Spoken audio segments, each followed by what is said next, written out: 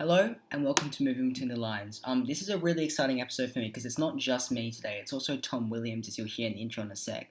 But just before we start, I wanted to interrupt and say, well, first of all, don't click off just because it's long. I promise it's fun information and it's not just me, if that always deters you, although you probably wouldn't be here in that case anyway.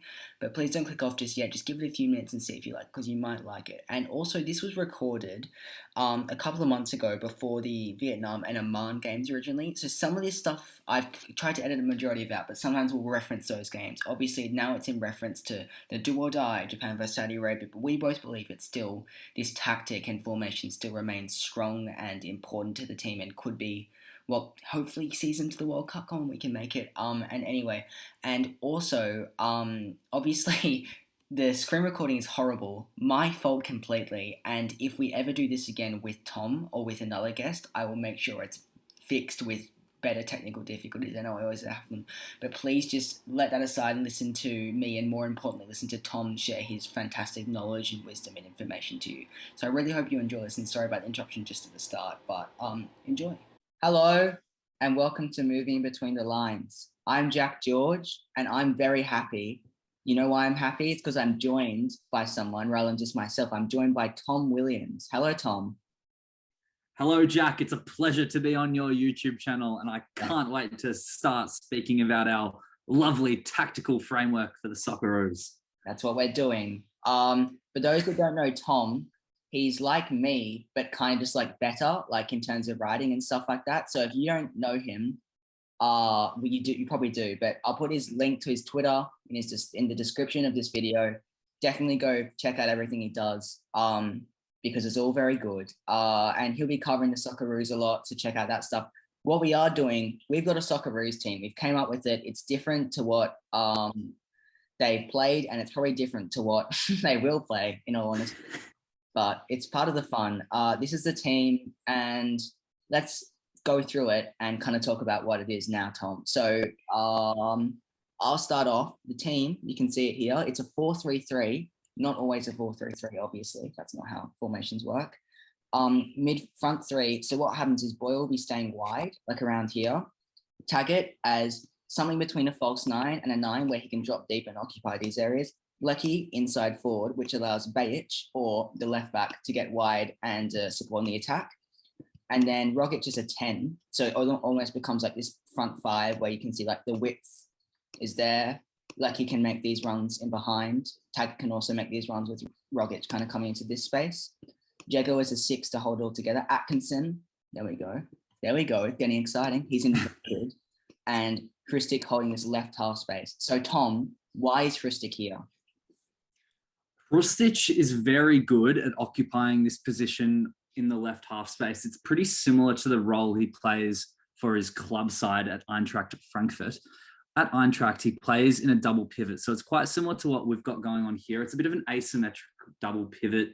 You can call it a 4-3-3. You can call it a 4-2-3-1. Again, as you said, formations don't necessarily matter. It's very fluid, and that's what we enjoy. So what Rustic is really good at is in transition, when he receives the ball, he can get into these areas here, and he can play those progressive passes to release the likes of Bajic. For the club level, they play in a 3-4-2-1. So they've got Filip Kostic, who's their left wing back at Eintracht Frankfurt, and he is very good at maintaining his width and being on the receiving end of Rustic's left-footed passes out wide.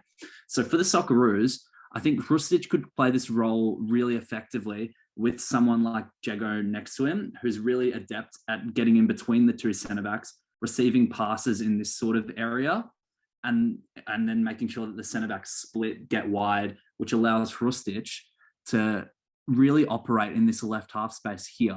And what you see here is we've got a bit of a triangle going on between Lecky, Rustic and Bajic. And if you watched any of the Barcelona teams of the mid-2000s, then you'll know that we love triangles in football, don't we? So I think it's a very valid option for this Socceroos team to have Rustic playing deep, but also with the freedom to go forward. Tom and I are sharing the same mouse, and I was moving it, so I'm sorry about that, Tom. I didn't mean to do that.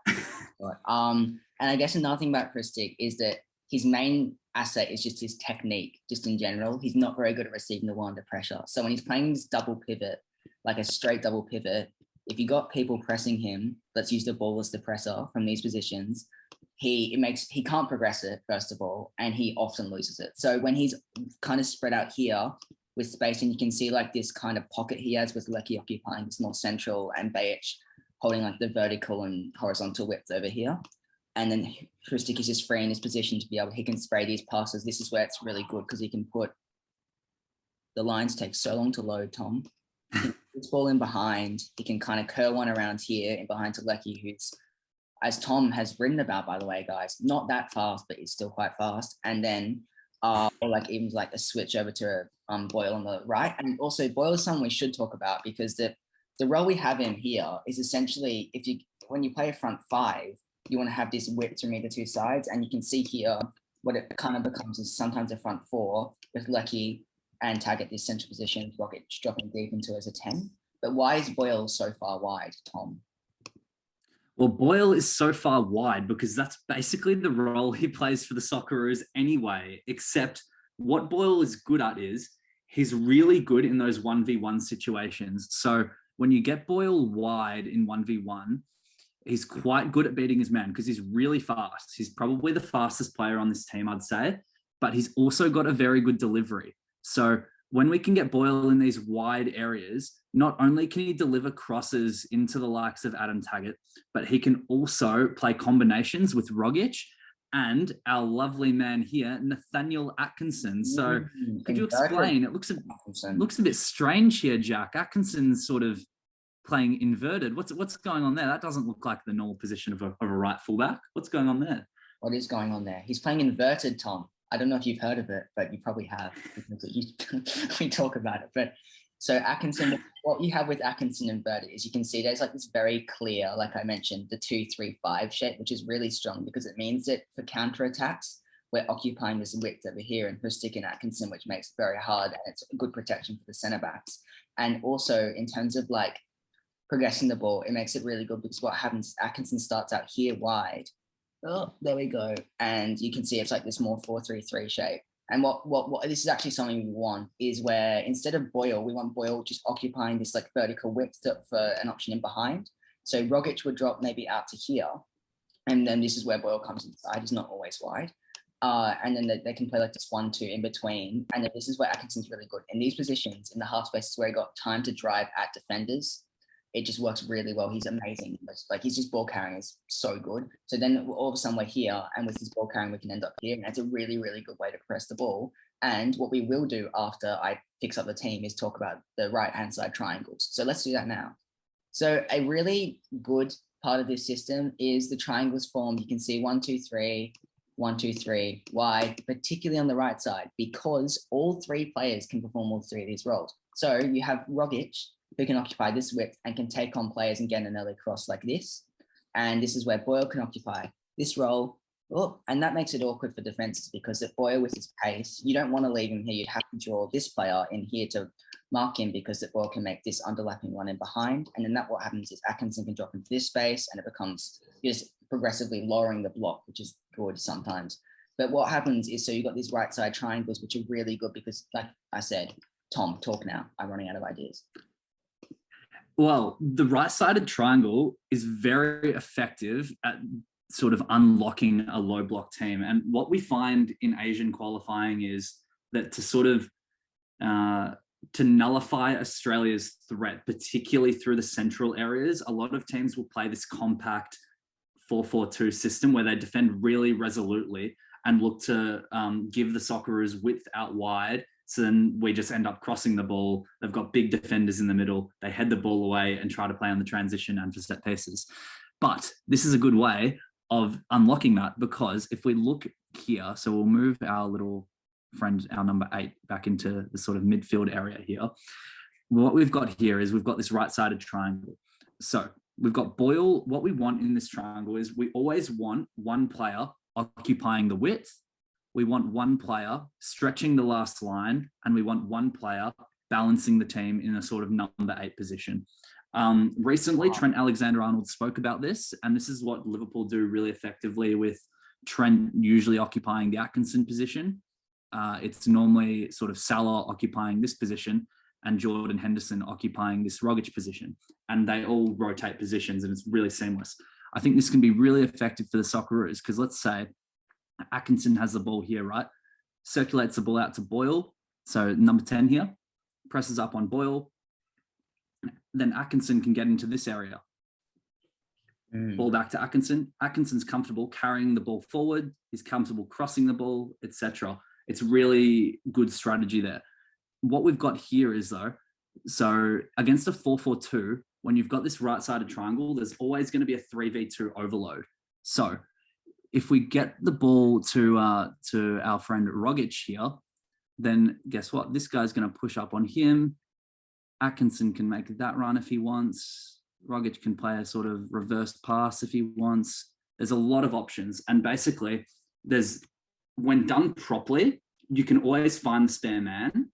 And when you find the spare man making a run into the box, it creates a really good opportunity for overloads in the box then, because one of their defenders from the back four, usually the left back, is probably going to be displaced, either marking Rogic or Boyle, leaving Taggart and Lecky free to attack balls into the centre. And then, of course, we've got the likes of Hrustic, who's pretty good at arriving late in the box. He did it against Japan and won the free kick that he scored from. So there's a lot of options to attack cutbacks and crosses if we need. I think it's a very valid strategy for unlocking the low blocks that we've had quite some difficulties coming up against in the Asian qualifiers. There's 2 Hrustic's now. Well, if only we could duplicate him in real life. One thing I also want to say about this is like just a kind of planned coach attack that could get the best out of all the players. So like Tom said, it's all about finding the spare man. So if Atkinson is to make this underlapping run in behind, it can be played, because look at this. If he actually gets the ball in this position, it's really, really dangerous. But say he doesn't, and Rogic drops back out to this position, like you said, number 10's pressing him over here. What Rogic is really good at is crossing, because he's a great player and has great technique. And what he can do is, Lecky is really good at winning his aerial duels in the back post and making these runs. So look, if we play like something like this ball, you can see that is a really good chance for Rogic to play like these passes in. And I'm not talking very well, but Lecky can get basically on the back post.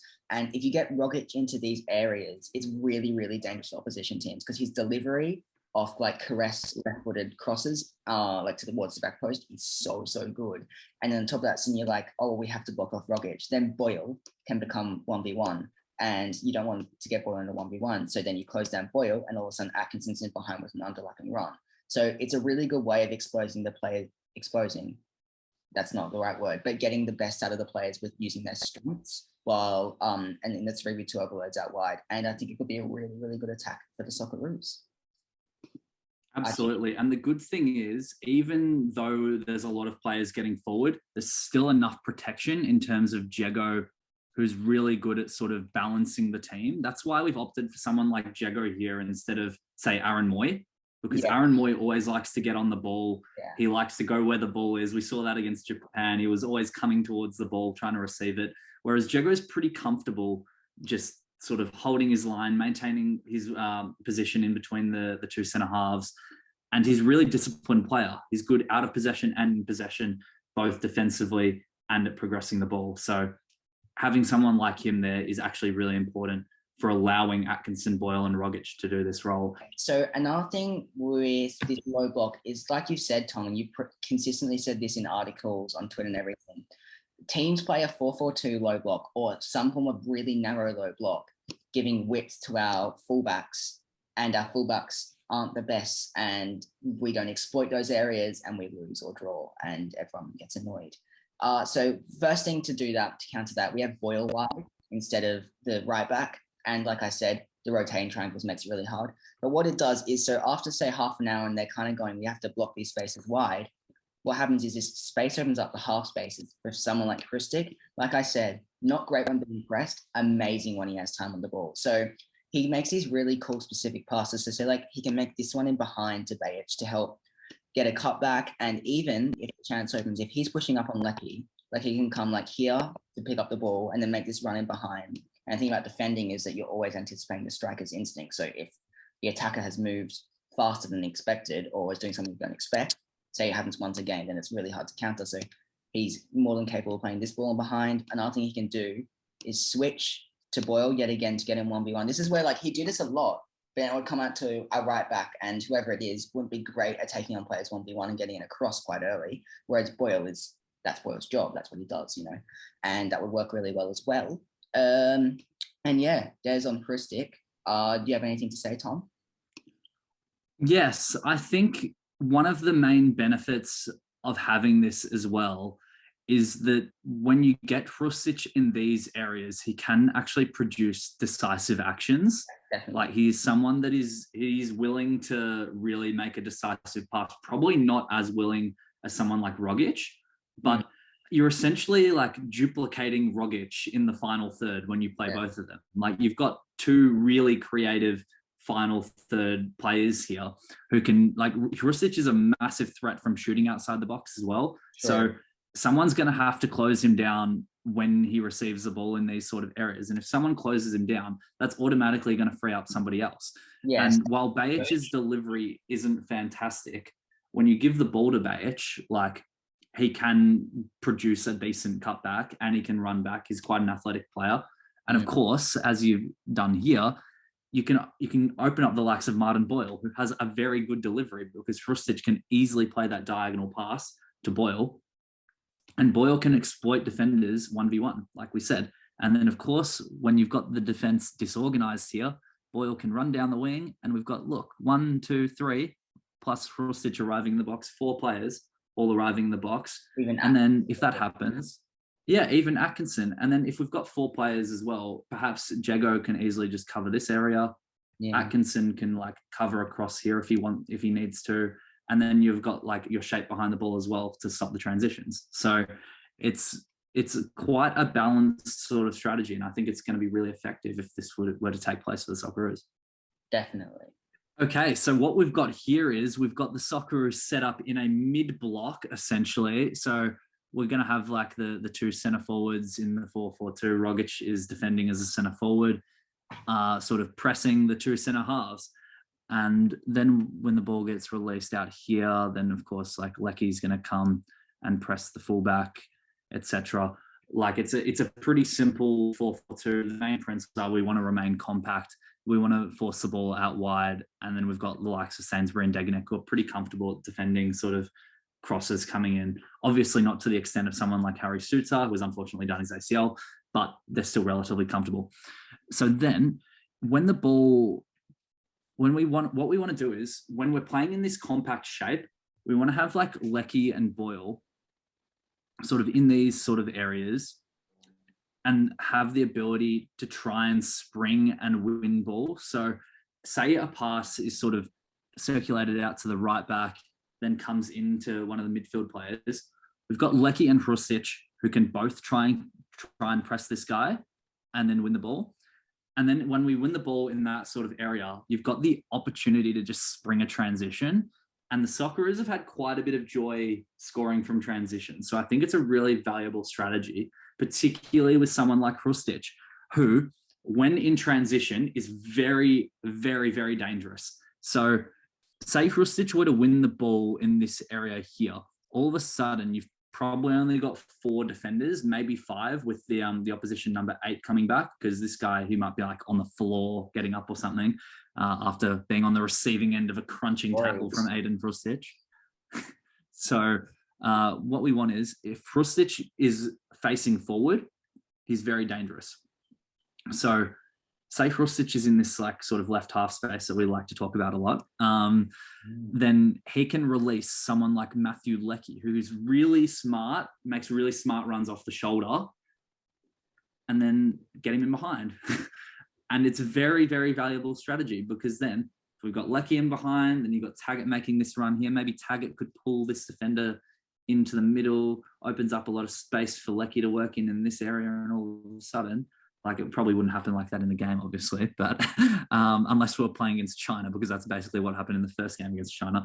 But you've got Hrustic, who's capable of making these balls, and it's a very interesting thing that the Socceroos could aim to do in transition. But what other things could Hrustic and Lecky do that are interesting, Jack? they could make different runs. So if Ristic is taking the ball forwards, like this, and say this is like a little bit more of like a less of a counter attack, but just like Ristic with space in behind. What they can do is make these runs like this.